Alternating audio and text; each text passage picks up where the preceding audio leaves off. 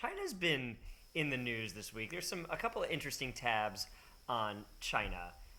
Let's dive in. Let's do it.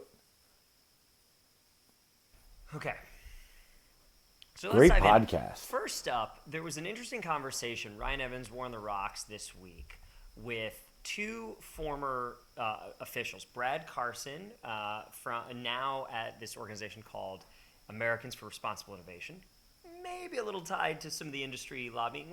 No accusations here. And Lisa Tobin, who was former CIA and NSC staffer. And they were talking about something in particular, which is that there was some big news in the past week. The U.S. has relaxed sanctions, relaxed export controls on NVIDIA's H20 chips. These are a competitor to, or an alternative to H100, H200 that are sold here in the U.S. that had been export restricted. Now, all of a sudden, the U.S. has said, it's okay, NVIDIA, you can export those chips to China. We just want a percentage of the revenue. What'd you make of this, Ben? Yeah, I mean, the first of all, the podcast, great stuff. I think really some convincing arguments there about why this is so dangerous for America, right? That this can seem under the veil of just, typical capitalism, that get our stuff out there, get our software out there, get everyone hooked on America. But I think there are real dangers about us losing the race. And every edge, and this is an edge, it really seems like every edge matters while you're racing to anything. And so, Michael Jordan wouldn't give his opponents an inch, right? That's why he's the GOAT. And we believe that on the Steam Zone, right? We're not LeBron guys, we're Jordan fans here. The same thing here, right? You cannot give them an inch. And it feels like this is not a win-win trade. This is a lot of cost to us. Yeah, I think the whole hypothesis that, we want to get them hooked on American tech. Lisa, in particular, kind of goes after that head on in this conversation. Says, look, this is a failed argument.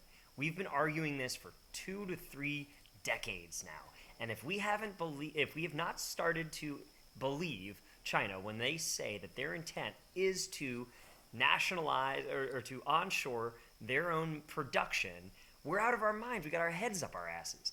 The reality is China want to take, it's not that they just copy and steal, but if given the opportunity, they will absolutely use the information and the material that we provide them to leapfrog. And so, H20 inference chip, not about training the models, about using the models. We saw but an important part of the process, super right? Important part of the process. Yeah. This was the big change that we saw with DeepSeek R1.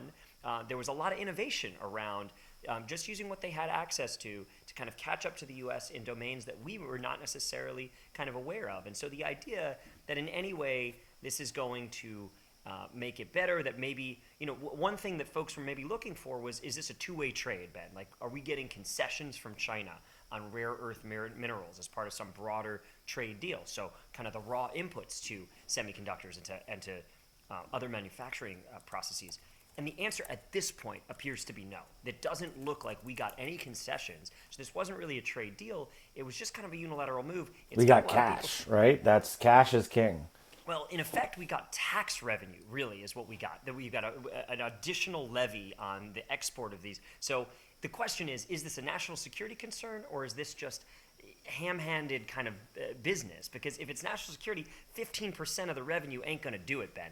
If it's just and what about confuses me about all of it is there's a backlog, there's excess demand for these chips within America and certainly within our allied nations. So I don't really understand why. I would get it if they'd had extra stock and they just didn't have somewhere to put them. Then okay, maybe there's an argument that you need to get rid of them. This is business, but they've got the business. There's excess demand. This, we don't want to point fingers. We don't know. We're not in the room, but it does seem that some of the personal Jensen Huang diplomacy with the Trump administration may have something to do with this decision, and just kind of bringing him around. There've been rumors he's been saying, "Hey, you're going to kill my business." Now, is this what's going to kill a $4 trillion company? I don't think so, but that doesn't mean that the CEO should not, use all of the levers at his disposal to kind of advocate for his interests. The question is this in America's interest? And at this point, I don't really see it.